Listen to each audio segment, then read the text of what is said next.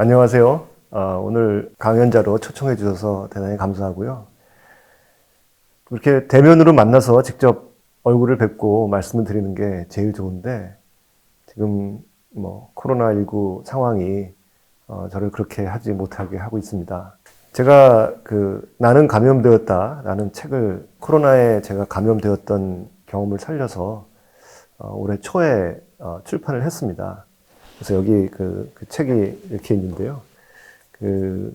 지금은 이제 어떻게 보면은 환자도 많아지고 또 이 코로나19가 일상이 돼서 그렇게 특별한 것이 아닐 수도 있는데 제가 작년 3월에 했을 때만 해도 워낙 숫자가 많지 않았고요.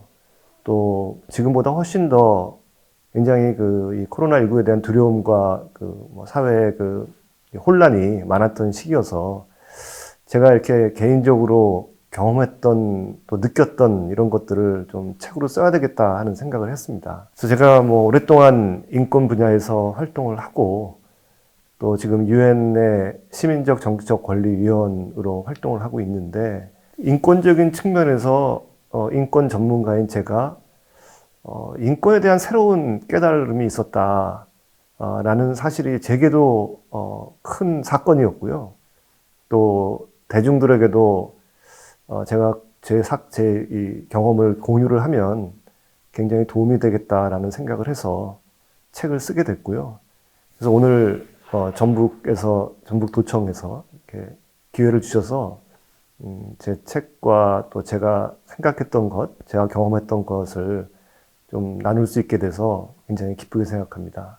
제가 책을 쓰면서 첫 번째로 느꼈던 것은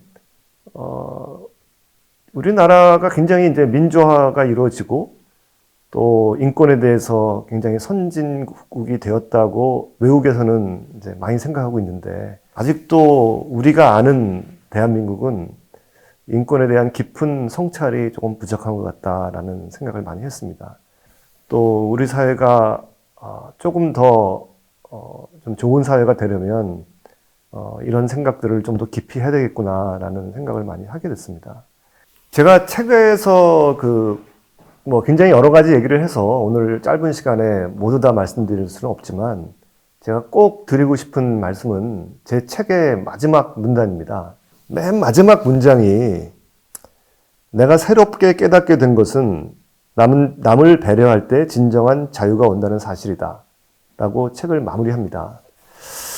그래서 제가 쓰고 나니까 이 마지막 문장을 놓고 질문하시는 분들이 많더라고요.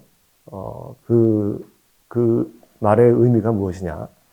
아마 여러분들도 각자가 그 말의 의미, 그러니까 내가 자유로워지려면 남을 배려해야 된다. 혹은 남을 배려할 때 내가 자유로워진다. 라는 의미가 어떤 의미인지 각자의 생각이 있으실 것 같아요.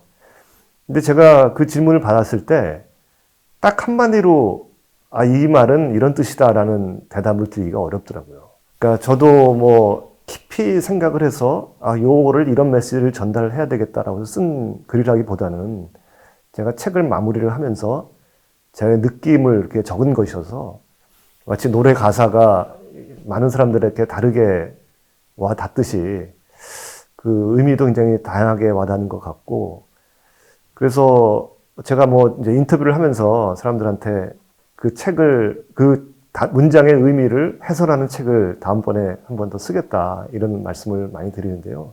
여러 가지 차원의 말씀이 있는 것 같아요. 그러니까 개인적인 차원에서 내가 자유로워지려면 남의 배려 없이는 안 된다는 차원도 있고 또 국가적인 차원에서 우리 국가가, 대한민국이라는 국가가 자유로워지려면 또 전 세계의 다른 국가에 대한 배려도 있어야 된다. 그런 의미도 있고요. 또 앞으로 소위 우리가 디지털 시대라고 하는데 그런 미래의 시대에 조금 더 이 남에 대한 배려가 중요한 것이 아니냐 그런 생각을 좀 하게 됐고요. 그게 큰 이제 책에 어떤 전달하려고 하는 메시지라고 생각을 합니다. 제가 했던 일을 조금 더 이제 저에 대해서 이제 모르는 분이 많으니까 조금 설명을 해드리면 조금 도움이 될 것 같은데 저는 대한민국 토종 대한민국 사람입니다. 제가 유엔에서 활동 많이 하고 하니까 마치 제가 외국에서 오래 생활을 한 사람으로 착각하시는 분들이 있는데, 저는 뭐 아주 태어나기를 대한민국에 태어났고, 뭐 초등학교부터 대학교까지 이제 한국에서 대학을 다녔습니다. 그리고 이제 대학을 졸업했을 당시에 80년대 중반인데요. 뭐 한마디로 말씀드리면 자유를 찾아 미국으로 갔습니다.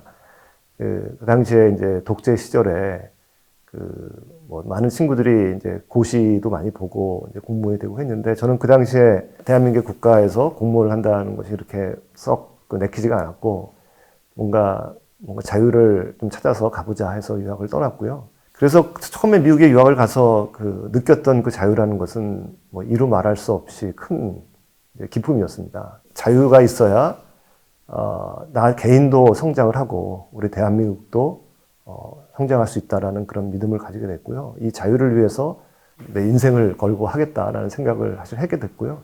그리고 아무튼 유학을 마치고 학습을 마치고 한국으로 돌아와서 제가 학문적으로 말고 다르게 제일 먼저 시작한 것이 이제 북한 인권 문제였습니다. 북한의 90년대 중반에 큰 대기근이 있었고, 탈북자가 서울로 들어오면서 처음 탈북자들을 만나게 됐고요. 그 당시에 처음 북한에 어떤 이런 심각한 인권 문제가 있다라는 생각이 들었고, 제가 해야 될 일이 이제 북한 주민들에게 뭔가 자유를 주는 일이겠다. 제가 유학을 마치고 돌아왔더니 이미 대한민국은 민주화가 됐고, 또 상당히 많은 자유를 누리고 있는 나라가 되었더라고요. 그래서 그런 이제 심정으로 처음에 이제 인권을 시작하게 됐고요. 그리고 이제 2000년대 중반에 저에게 큰 좀 계기가 있었는데, 그것이 이제 중국 그 교수가 쓴 한겨레 신문에 쓴 컬럼이었는데, 한국과 일본은 사명이 있다라는 이제 컬럼이었습니다. 그 당시에 그 교수 말에 의하면 47개국이 있는데, 정치적 민주화와 경제적 성장을 동시에 이룬 국가는 딱 두 나라라는 거죠. 한국과 일본 딱 두 나라인데, 그만큼의 한국과 일본은 아시아 지역에 인권과 민주주의에 책임이 있다, 사명이 있다, 그런 의미였습니다. 그래서 그 컬럼은 저에게 큰 영향을 미쳤고요. 제가 앞으로 할 일이 뭔가 그런 사명감을 가지고, 그리고 이제 쳐다보니까 아시아 지역에 워낙이 그 인권 침해가 많고, 또 아시아 지역에는 지역적 차원의 인권 보호 체계가 없는 유일한 지역입니다. 유럽이나 아프리카나 아메리카에 다 지역 차원의 인권 법원이 있고, 지역 차원의 인권 침해가 심했을 때 그것을 다룰 수 있는 어떤 그런 메커니즘이 있는데, 아시아에는 없습니다. 뭐 중국이나 일본이나 북한, 한국 이런 국가들이 경쟁하고 있는 상태에서 인권 보호 메커니즘이 만들어진다는 게 굉장히 어렵겠죠. 그러나 한국이 만일 사명이 있는 국가라면 그런 노력을 해야 된다라는 생각을 했고, 그래서 당시에 지금 휴먼 아시아라는 인권 단체를 2006년에 설립을 하게 되었습니다. 아무튼 그 이후에 뭐 제가 여러 가지 경험을 쌓으면서 또 연구도 하고 강의도 하면서 이제 많은 인정도 받게 되고 또 유엔에도 진출하게 됐지만, 제가 이번에 코로나를 이제 걸려서 병원에 있는 동안 제 스스로 성찰을 하면서 제가 반드시 해야 되는 일이 무엇이냐라고 생각을 했을 때, 휴먼 아시아는 제가 놓쳐서는 안 될, 제일 중요한 내가 해야 되는 일이다라는 생각을 하게 됐고, 아마 여러분들이 각자 인권의 뜻이 무엇이냐라고 한번 질문을 스스로 던지시고 대답을 하려고 하시면 아마 선뜻 대답이 안 나올지도 모르겠습니다. 또 각자가 생각하는 어떤 이슈가 다를 거예요. 어떤 분은 노동자가 착취를 당하는 걸 상상할 수도 있고, 또 혹은 뭐 환경 문제로 막 어려워지는 어떤 난민에 대한 얘기를 생각할 수도 있고, 사람들의 인권에 대한 해석이 따라서 전부 다릅니다. 또 남녀의 불평등의 문제를 생각할 수도 있고, 또 뭐 난민에 대한 얘기, 이주 노동자에 대한 얘기, 여러 가지가 있겠죠.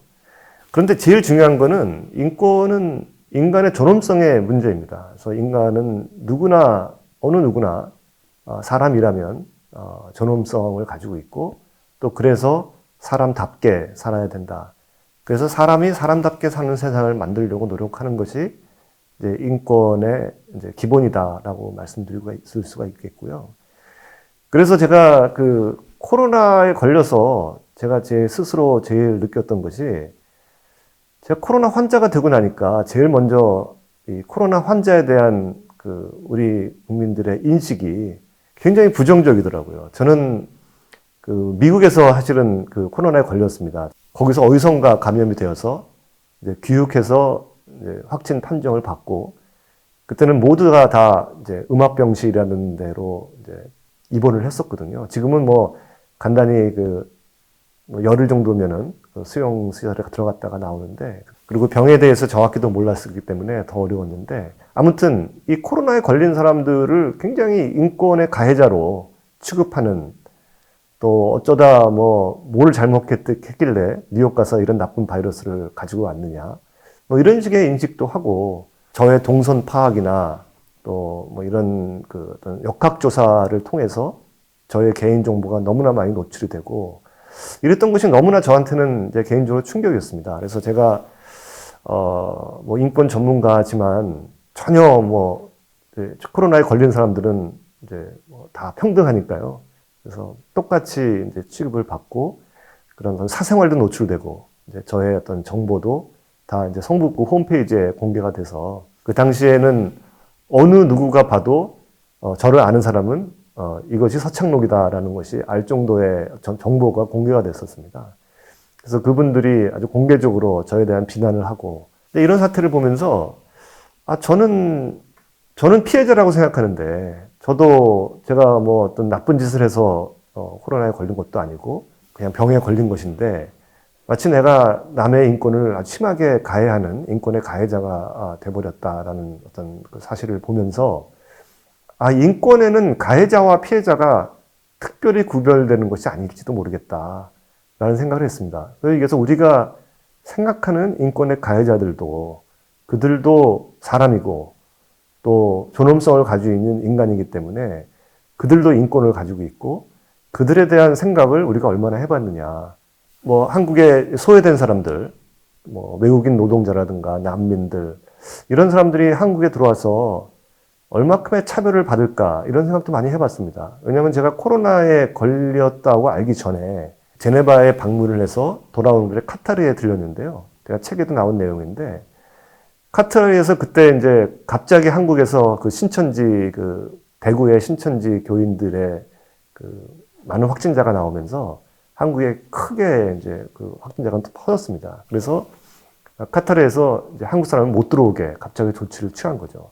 제가 비행기를 타고 카타르로 가는 동안 이제 그런 일이 벌어져서 제가 이제 공항에서 일종의 감금이 됐습니다. 들어가지 못하고. 그래서 이제 거기 굉장히 오랜 기간 동안에 이제 서로 커뮤니케이션도 안 되고 제 말 들어주지도 않고, 그런 상황에 놓여 보면서 이게 한국에 들어온 난민들이 공항에서 이런 기분이겠구나, 이런 생각도 많이 해봤고요. 그래서 제가 소수자와 난민들 이런 분들을 위해서 인권 활동을 한다고 하는데, 그들의 입장을 제가 진짜 알고 있었느냐, 그것도 모르면서 제가 운동을 한다고 했던 것이 아닌가, 그런 성찰도 하게 됐습니다. 누구나 인간은 인간으로서 존엄성을 가지고 있고, 피해자건 가해자건 꼭 구별을 해서, 우리는 이제 가해자는 나쁜 사람이고 그래서 처벌을 받아야 되고, 피해자는 불쌍한 사람이고 보상을 받아야 된다는 그런 개념이 굉장히 강한데요. 인권은 그런 것이 아닙니다. 가해자건 피해자건 누구나 인간의 존엄성을 가지고 있기 때문에, 물론 잘못을 저질렀을 때, 법적으로 잘못을 저질렀을 때 처벌을 받아야 되겠지만, 한 인간으로서의 어떤 존엄성은 누구나 가지고 있는 것이기 때문에 상당히 소중하게 다루어져야 되고, 그것은 어느 누구에나 똑같이 있는 것이다. 이제 그런 생각을, 인권의 기본이죠. 아주 보편성이라는, 인권의 보편성이라는 기본이지만, 우리 모두가 평소에는 별로 생각하지 않는 그런 경우가 있다. 그리고 우리 사회의 많은 갈등이 그런 인권을 그런 측면에서 보지 않고 가해자를 처벌해야 된다는 그런 측면에서 보기 때문에 갈등이 더 일어나고 있다라는 생각도 하게 되었습니다. 그 다음에 또 굉장히 중요한 것이요, 이제 개인의 권리와 이제 집단의 어떤 안전의 갈등입니다. 사실은 사람은 굉장히 개인의 자유를 소중히 하는 사람들이지만 또 공동체에 살기 때문에 공동체의 이익이라는 것이 있습니다. 그래서 항상 내가 내 개인 이익을 추구하느냐 아니면 공동체의 이익을 추구하느냐가 계속 사람들한테는 갈등이죠.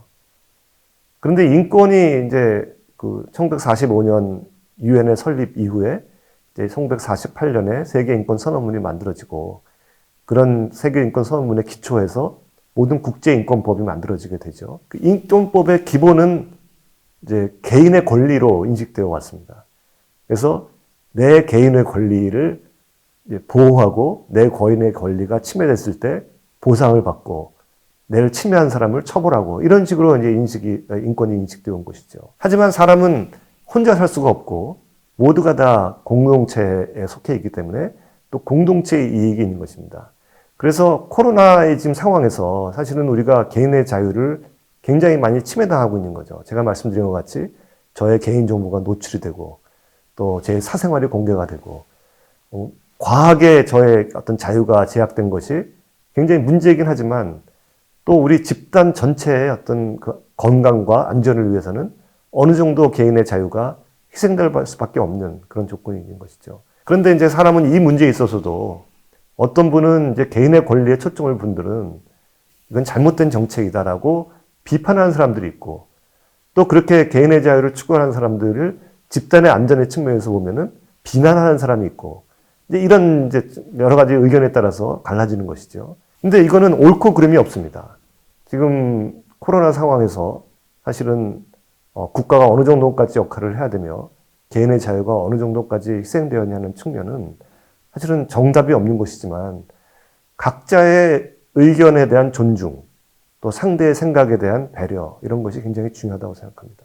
세계 인권 선언문의 1조를 보면은 뭐 세계 인권 선언문을 읽어보셨는지 모르겠지만 읽어보셨더라도 1조는 아마 이건 기억하실 것입니다. 1조에 모든 인간은 태어날 때부터 자유로우며 그 존엄과 권리에 있어 동등하다. 그러니까 자유와 평등을 얘기하고 있습니다. 그런데 사실은 이 다음 문장이 굉장히 중요한 문장인데요.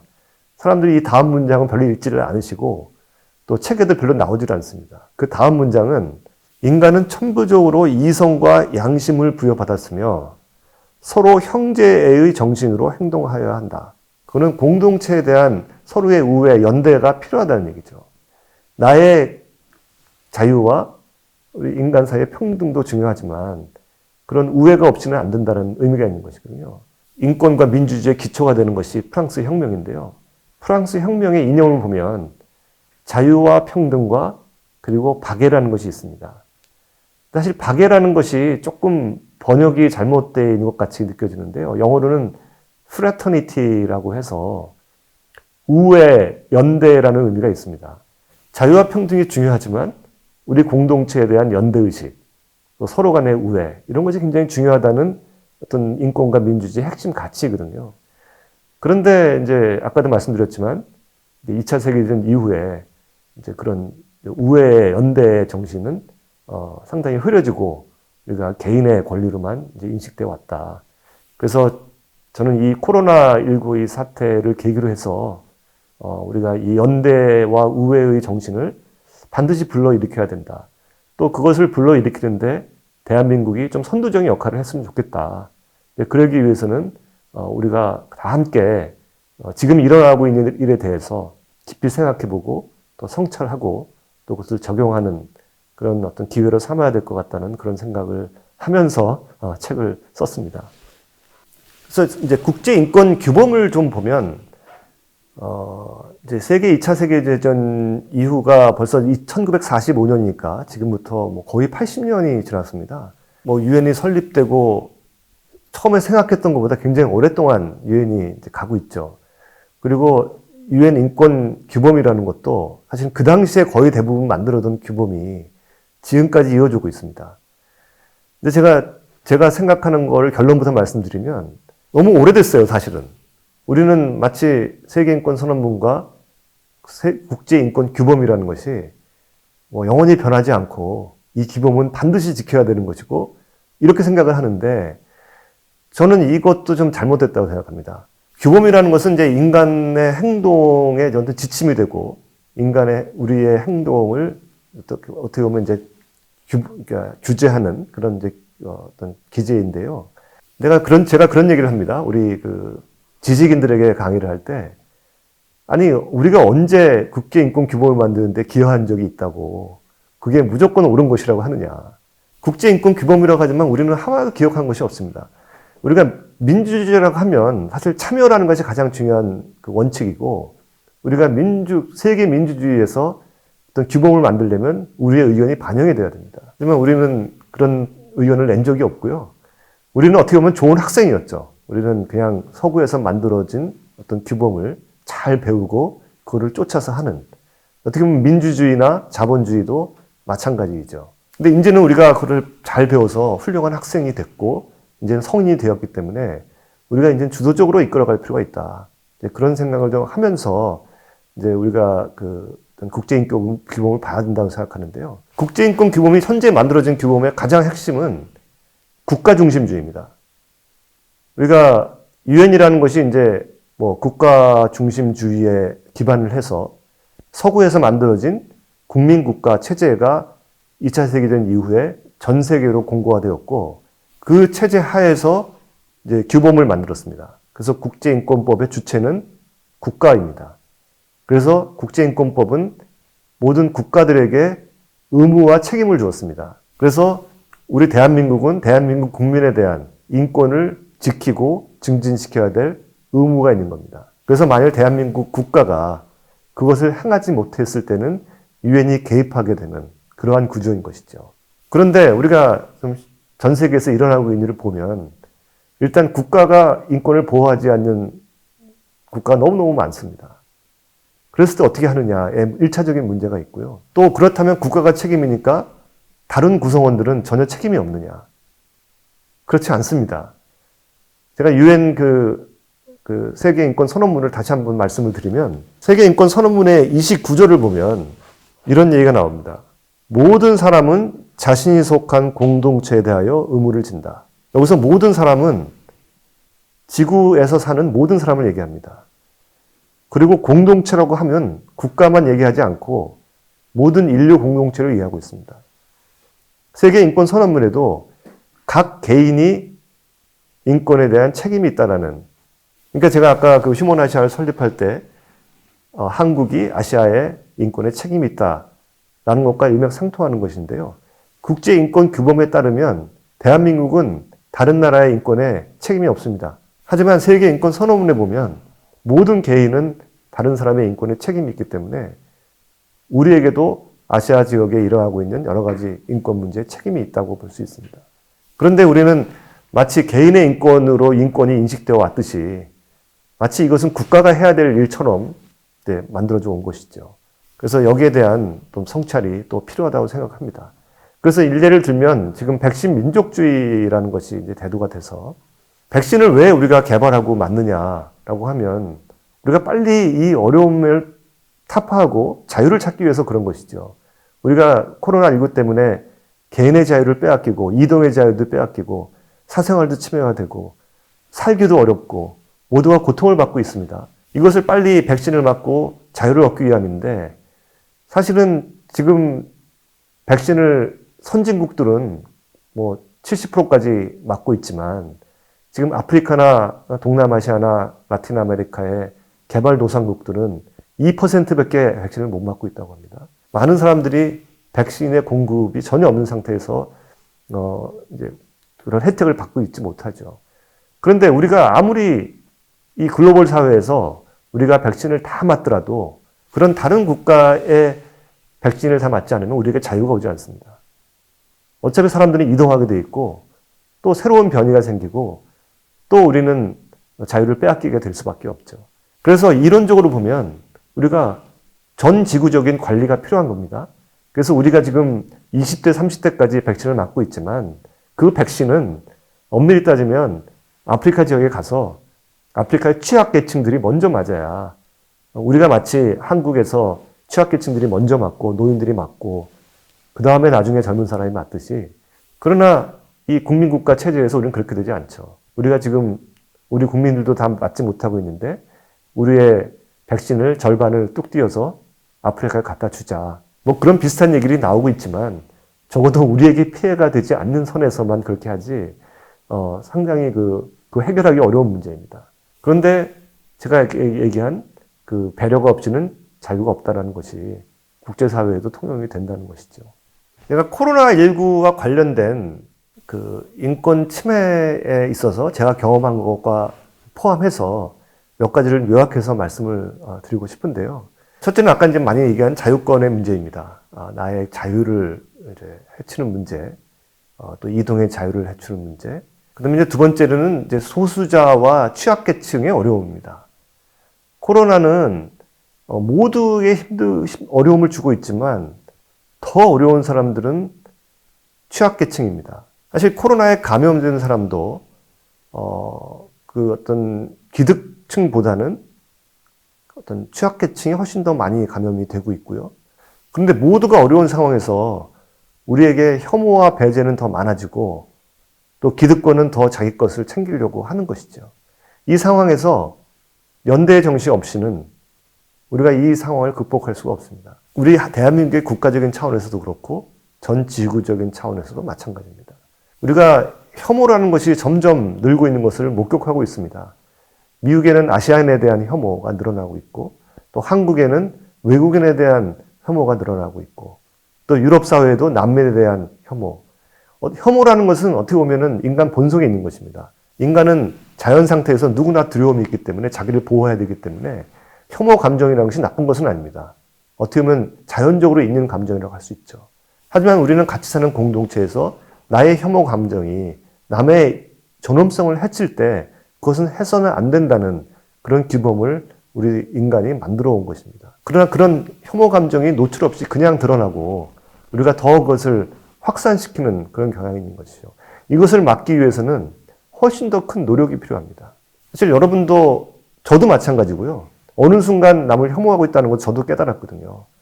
코로나가 처음에 그 확산이 돼서 중국 바이러스라고 여겨질 때 중국에만 있었죠. 그때 이제 한국에는 전혀 확진자가 없을 때인데 제네바에 출장을 갔다가 중국 위원이 거기 참석한 것을 보고 제가 깜짝 놀랐습니다. 그리고 그 사람에 대해서 막 비판을 하고 어떻게 코로나 걸린 나라에서 저렇게 이런 회의에 와서 우리에게 위협을 줄 수 있느냐라고 생각을 했는데 사실은 그것도 뭐 어떻게 보면 인간 본성이 있는 것이기도 하고 어떤 나만을 생각하는 그런 문제였다는 것을 이제 뒤늦게 깨닫게 되었고요. 또 미국에서 저에게 바이러스를 옮겼다고 추정이 되는 그런 이제 동유럽에서 온 이민자를 만난 적이 있는데 그 이민자를 이제 굉장히 그 욕을 많이 했거든요. 예, 저런 이민자들 때문에 미국이 저렇게 망해간다. 그런 얘기를 친구들하고도 하고 했는데 나중에 생각해 보니까 저도 사실은 뭐 젊었을 때 미국에 가서 그런 타향에서 온 영어도 잘 못하는 그런 이제 무시당하는 제가 막 차별을 당하고 했을 때만 화가 났는데 저도 어느 순간 그렇게 차별을 하는 사람이 되었었다는 것이 굉장한 노력이 필요하구나 하는 생각. 저같이 오랫동안 인권 활동을 한 사람도 그런 때는 여러분들이 아마 나는 차별하지 않아. 나는 외국인도 차별하지 않고 난민도 보호해야 한다고 생각하고 그렇게 생각하지만 실제로 그런 상황에 접목해 보면 누구나 그런 성향이 있거든요. 그러니까 우리는 이것이 노력 없이는 되지 않고 또 인권에 대한 어떤 성찰과 교육이 없이는 우리가 더 좋은 어떤 인권 보호 어떤 사회를 만들기 어렵다. 그런 생각을 좀 말씀을 드립니다. 제가 몇 가지 제 책에서 나온 구절들을 이제 말씀을 좀 드리고 싶은데요. 제가 꼭 드리고 싶은 구절은 8장인데요. 제가 먹고 자고 싸기라는 이제 단어를 썼는데요.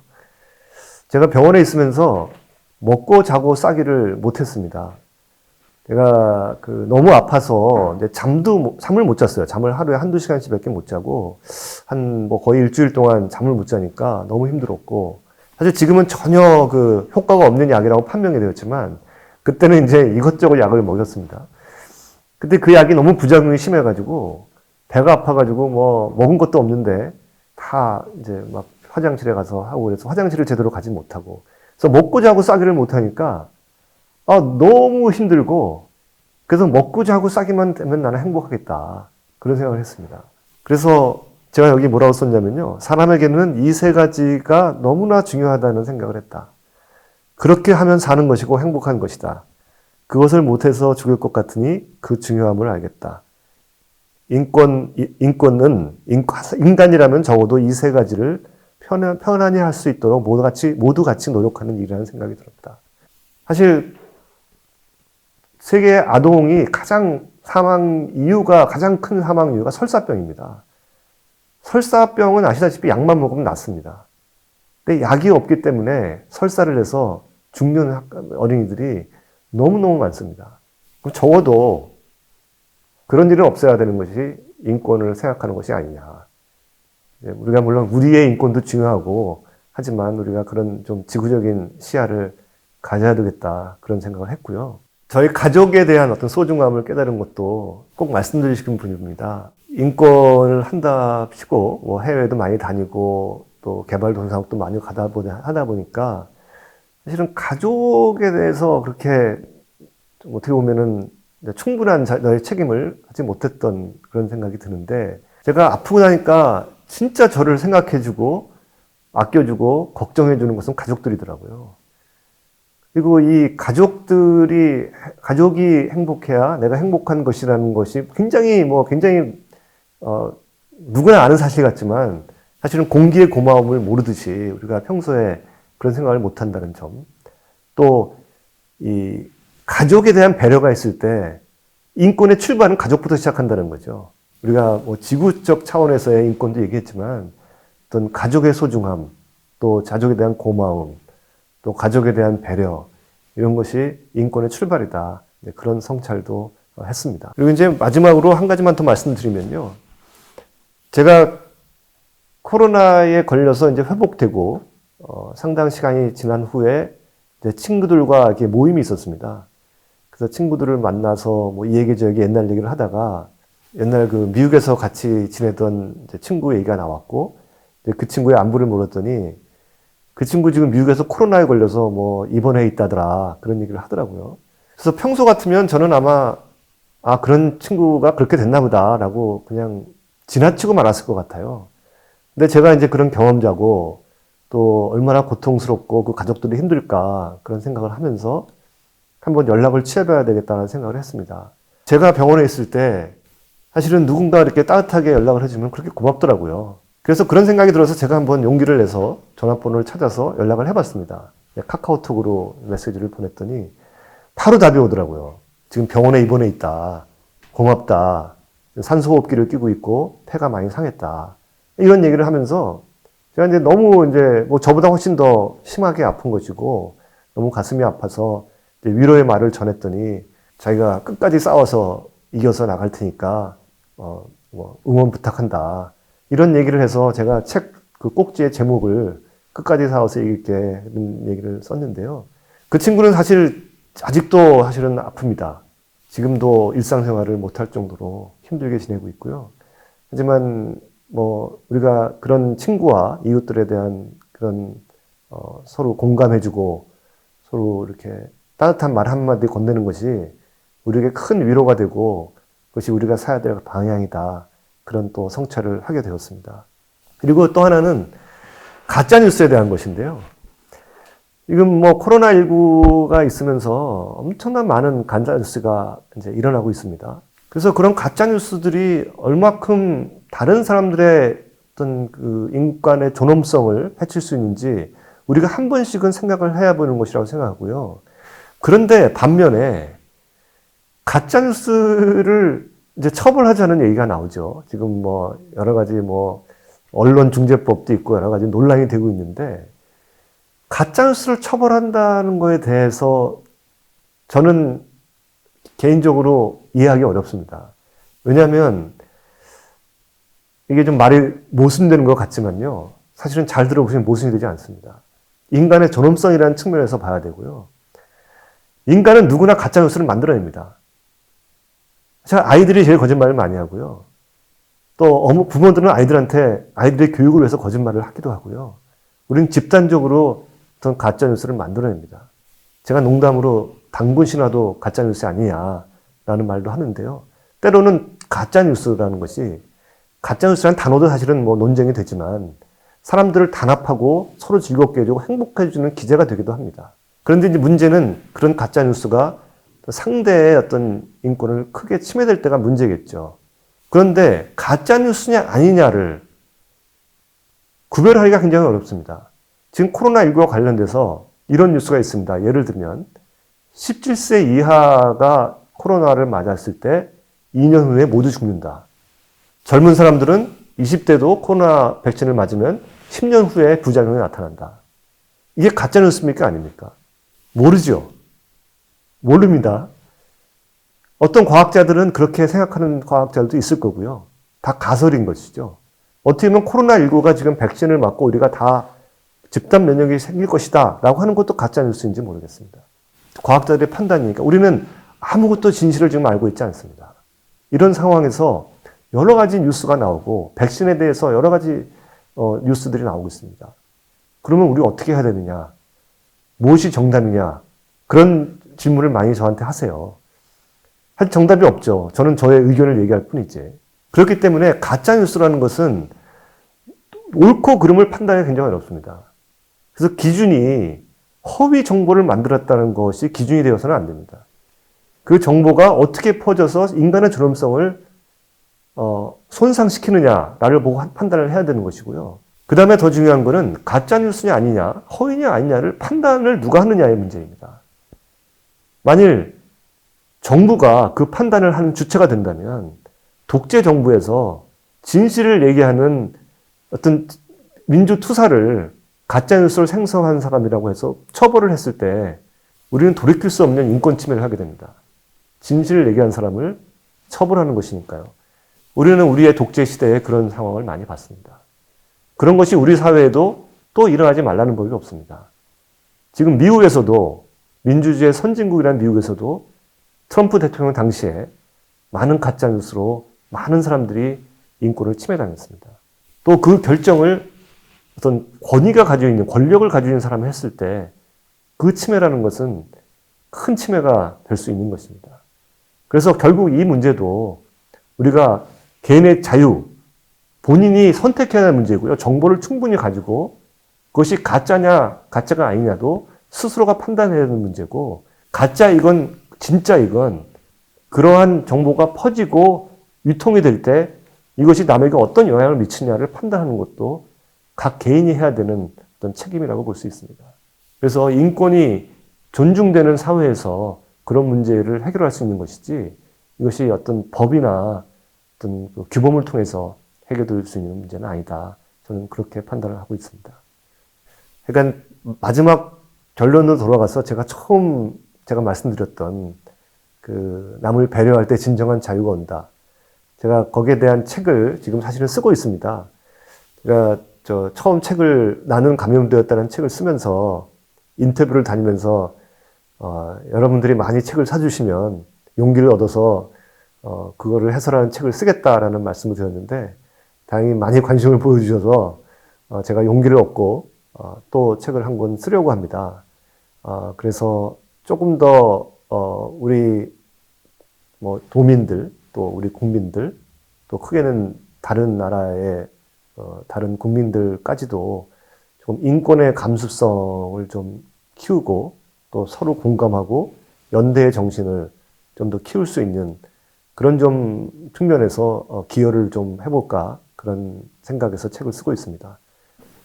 굉장히 깊이 생각하는 이슈이고 또 이 문제를 어떻게 해결하는 것이 좋으냐라는 거에도 사실 다음 책에 많이 쓰일 것으로 생각이 되는데요. 사실 디지털 기술이라는 것이 많이 보급되고 활용화되면서 이 문제가 더 심각하게 만들어집니다. 왜냐하면 그런 허위 정보들이 굉장히 쉽게 만들어지고 쉽게 퍼져나가고 또 많은 사람들이 그냥 그것을 믿게 되고 어떤 자기들의 커뮤니티를 통해서 또 자기들의 자기들이 참여하는 유튜브를 통해서 자기가 얻고 싶은 정보만 얻게 되는, 그러다 보면 가짜와 진짜가 사람마다 틀려요. 그러니까 커뮤니티마다 그들이 생각하는 진실은 다른 사람에게는 거짓이고 또 다른 사람들이 생각하는 진실은 이들에게는 거짓이고 이렇게 되는 거거든요. 어느 게 옳으냐 판단이 어렵죠. 그러니까 확실하게 답을 내릴 수 없는 그런 것들이 많이 생깁니다. 그럼 과연 어떻게 해야 되느냐? 지방정부나 정부가 해야 될 일은 제 생각에는 꼭 정부뿐만 아니라 우리가 어떤 커뮤니티로서의 어떤 공적인 마인드를 가지고 있는 사람들이 노력해야 될 부분은 그런 어떤 근본적인 문제들을 해결할 수 있는 노력을 해야 된다고 생각해요. 우리가 이렇게 지구사회라고 하지만 점점 더 이렇게 분권화된 사회가 돼버리는 거예요. 가상공간에서. 그런 것을 자꾸 없애고 더 같이 공동으로 모이게 할 수 있는 그런 환경을 많이 만들어줄 필요가 있다고 생각하고요. 예. 이것은 가짜고 이것은 진짜니까 넌 이거 가짜 믿지 말고 진짜만 믿어라라고 하는 것이 아니라 결국 공공의 어떤 정부의 역할은 그런 정보를 충분히 제공해주는 그런 역할을 해야 되는 것이 아닌가. 뭐 그렇게 생각을 합니다.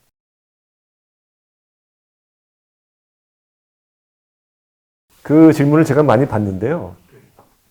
유엔에서 일하는 사람들에 대한 잘못된 인식이 첫째 있는 것 같아요. 우리나라 사람들이. 유엔에서 일하는 뭐 직원이건 저 같은 어떤 독립적인 뭐 전문가이건 사실 국제 공무원입니다. 국제사회에, 글로벌 사회에 어떤 공익을 위해서 일하는 사람이잖아요. 그러니까 봉사를 하는 거죠. 쉽게 얘기하면은. 사실 뭐 정부에서 일하는 정부의 어떤 서번트들, 그러니까 이 직원들도 사실은 국가를 위한 봉사를 하는 직업이라고 할 수 있잖아요. 물론 거기에 대한 어떤 상응한 어떤 보수를 받고 있지만 그래도 기본적인 마인드는 어떤 봉사를 하는 정신이거든요. 그런데 유엔에서 일하는 것은 또 그만큼 자격이 있어야 되고 쉽지는 않지만 제가 유엔에서 있다 보면 한국 사람들이 너무 적습니다. 유엔에서 일하는 한국의 직원도 적고요. 또 저같이 이렇게 전문가로 일하는 사람도 너무 수가 적어요. 한국의 국력에 비해서. 제가 그러면 왜 그럴까? 왜 한국에 이렇게 훌륭하고 능력 있는 젊은이들이 많은데 왜 유엔에서 일을 안 할까? 지금 국제 공무원이라고 하면, 그러니까 글로벌 마인드를 가지고 봉사하려고 하면 NGO도 있고요. 봉사하는 단체도 있고요. 다양한 단체가 있어요. 유엔에서 일하는 직원이나 국제 NGO에서 일하는 직원이나 사실은 별 차이가 없습니다. 유엔에서는 NGO에서 일하다가 유엔에서 와서 일하는 사람도 많고, 유엔에서 일하다가 NGO 가서 일하는 사람도 많고, 또 NGO에서 일하다가 정부 가서 일하는 사람도 많아요.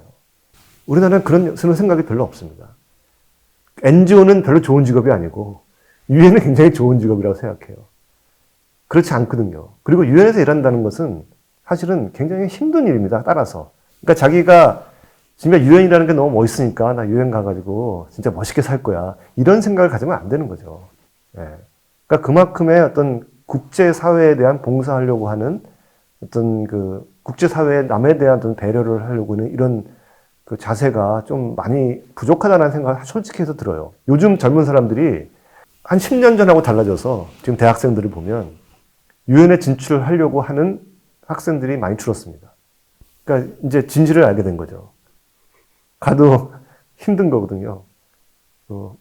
가서 일은 많이 하고 또 일이 보장되지도 않고 그래서 저는 이거를 빨리 극복해야 한다고 느껴지는데 원래 질문으로 돌아가서 어떻게 해야 되느냐 그거를 이제 부모님들이 궁금해하는 그 말씀을 드리자면 일단 언어를 잘해야 되고요. 예. 왜냐면 이제 그 영어를 잘해야죠, 첫째로. 왜냐면 저도 이제 일을 해보면 유엔에 6개 그 공용어가 있습니다. 그 영어뿐만 아니라 불어, 스페인어, 러시아어, 아랍어, 중국어 6개의 공통어가 있거든요. 그러니까 적어도 영어는 다른 언어도 좋습니다만은 이렇게 좀 소통의 문제가 없어야 이제 가능한 것이고요. 그 다음에 이제 둘째로는 이제 어떤 글로벌 마인드죠. 예, 그게 이제 꼭 있어야 되는 것이고요. 그게 이제 이렇게 화려한 유엔 직원보다는 어떤 글로벌 사회의 발전을 위해서 내가 뭔가 기여하겠다. 그런 마인드를 가지고 있다 보면은 다 기회는 오게 돼 있다. 이렇게 생각합니다. 저는 이 이슈가 우리나라의 그 인권 감수성이 상당히 떨어진다는 게 아주 대표적인 케이스라고 생각해요. 서울시와 경기도에서 그 외국인에 대한 전수조사 그리고 선제적인 이제 검사 이런 것을 한다고 했을 때 저도 그 뉴스를 두고 굉장히 이제 흥분했었거든요. 어떻게 이럴 수가 있냐. 그러면서 이제 사람하고 얘기를 보면 말씀하신 대로 많은 한국 사람들이 아니 외국인들도 자기들도 뭐 코로나에 걸리면 안 좋은데 다 공짜로 선제적으로 다 검사해주고 문제가 있으면 치료해주고 그렇게 또 치료를 해주다 보면은 대한민국 사람들도 안전해지고 서로 좋은 것이 아니냐. 왜 그것을 못하게 하느냐라는 반응들이 많이 있더라고요. 근데 제가 어떤 말씀을 드리냐면, 그럼 예를 들어서 영국에서 한국에서 온 사람들만 영국 사람들은 아니고 또 다른 나라 사람들도 아니고 한국 사람들만 다 모아서 전부 코로나 검사 받아라. 예? 라고 하면은 기분이 어떻겠느냐. 어? 너 오늘 일하지 말고 가서 코로나 검사 받아. 너를 위해서 하는 일이야. 그럼 기분이 어떻겠어요? 굉장히 기분 나쁘겠죠. 나만 코로나 걸리는 나쁜 놈으로 보느냐라고 느낄 거고. 그러니까 이게 외국인 차별인 거예요. 한마디로 얘기하면 외국인 차별입니다. 근데 그거를 그렇게 인지가 안 하는 거죠. 예. 그래서 결국은 사실은 경기도와 서울시가 그래서 철회를 했는데 철회를 하기 전에 이미 많은 지방에서는 그걸 했어요. 그러니까 그 사람들은 목소리가 적으니까 그냥 그렇게 시키는 대로 한 거예요. 속으로는 아이씨 나 외국인이라고 이렇게 차별하나 하고 느꼈을 거란 말이죠. 그러나 한 것이었고 서울에서는 이제 뭐 저 같은 사람들 목소리를 냈고 또 국가인권위원회에서도 얘기를 했고 그러나 결정적으로는 영국 대사관에서 이제 크게 항의를 해서 결국은 철회가 된 거거든요. 근데 이런 게 우리가 모든 이런 정책을 할 때 인권적 접근이 필요하다는 것이라고 생각합니다. 물론 아까 얘기한 대로 그들에게도 좋은 것이라고 생각할 수도 있지만 입장을 바꿔서 이렇게 생각해 보면은 이제 쉽게 알 수 있는 것이죠. 그리고 그런 걸 통해서 외국인들이 반발할 때 또 우리는 외국에 대한 혐오가 생겨나고, 그러니까 하여간 뭐 지방 정부가 됐건 중앙 정부가 됐건 그런 정책을 수립할 때 어떤 인권적인 접근이 굉장히 중요한 것 같습니다. 그 질문에는 사실은 정답은 없습니다. 예, 먼저 답은 정답은 없는데요. 사실 저는 이 코로나19 사태를 보면서 각국마다 정책이 다르게 나타나잖아요. 예를 들면 지금 똑같이 백신을 맞고 있고 또 백신을 맞음에도 불구하고 지속적으로 확진자가 나오고 있고 예를 들면 영국이나 한국이나 똑같습니다. 예? 아마 그러니까 지금 백신을 맞은 이 퍼센티지 비슷할 거고요. 그런데 영국은 지금 위드 코로나로 해서 모두가 마스크도 안 쓰고 자유롭게 생활하고 있고 또 어떤 축구 경기장에도 다 참석해서 수만 명이 소리를 지르고 그러면서 있고 한국은 철저하게 방역을 하고 있죠.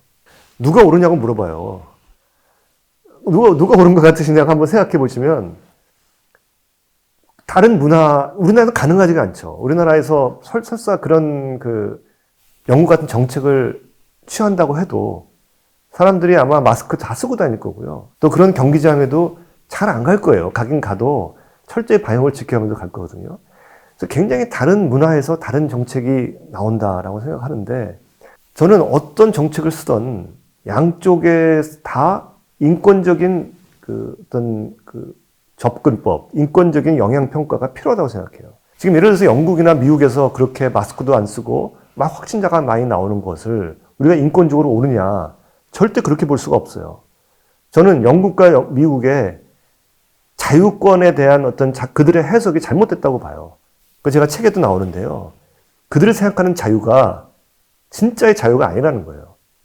남의 배려도 없고 평등에 대한 어떤 개념도 없는 그냥 자유를 쫓는 그런 자유다. 우리가 그것을 배웠지만 우리가 비판할 건 비판해야 되거든요. 반면에 한국같이 혹은 많은 동남아시아 국가들 같이 홍콩이나 베트남 같이 완전히 차단해버리는 이것이 인권적으로 옳으냐. 그것도 사실은 문제인 거거든요. 지금 뭐 여러 가지 우리나라 방역 정책에 대해서 비판들이 많이 나오고 있죠. 뭐 불평등하다, 불공정하다, 누구는 되고 누구는 안 되고 4명과 6명의 기준은 무엇이냐. 어떻게 보면 뭐 불가피한 걸 수도 있는데요. 저는 가끔 이걸 얼마큼 인권적으로 철저히 영향평가를 하고 이런 영향에 대한 검토를 하고 이 정책을 하는 것이냐. 나는 의문이 들 때가 있어요. 아까 외국인 전수검사 같은 것도 사실 마찬가지고요. 또 제가 경험했던 어떤 공선 노출이라든가 뭐 어떤 사생활의 공개라든가 이런 것이 사실은 별로 필요 없는 정책들을 많이 했거든요. 그래서 우리나라 같은 경우는 저는 개인적으로 긍정적으로 봅니다. 기본적으로 우리가 이 방역에 상당히 성공하고 환자가 많이 안 나오잖아요, 상대적으로. 그럼에도 불구하고 또 국경을 폐쇄한 적도 없고 완전히 봉쇄 정책은 쓰지 않으면서 이렇게 했다는 것은 전체적으로 잘했다고 보지만 지금 현 상황에서 위드 코로나는 여러 가지 과학적인 정보를 종합해 봤을 때 어쩔 수 없는 선택인 것 같거든요. 특히 소수자나 어떤 취약계층이나 어떤 자영업자나 이런 사람들 훨씬 더 어렵기 때문에 그런 사람들을 그런 사람들이 자유를 억압하는 정책을 계속 할 수 있느냐. 이제 그렇게 이제 균형 잡힌 정책을 봤을 때는 우리가 어떤 집단적으로 조금 여기에 대한 깊은 성찰을 할 필요가 있다. 이렇게 생각하고요. 충분히 어떤 사회적 소통을 통해서 우리 나름대로의 방침을 정해야 되고, 근데 그 과정 속에서, 변하는 과정 속에서, 인권적인 어떤 평가, 그런 것이 분명히 필요하다. 그렇게 생각합니다.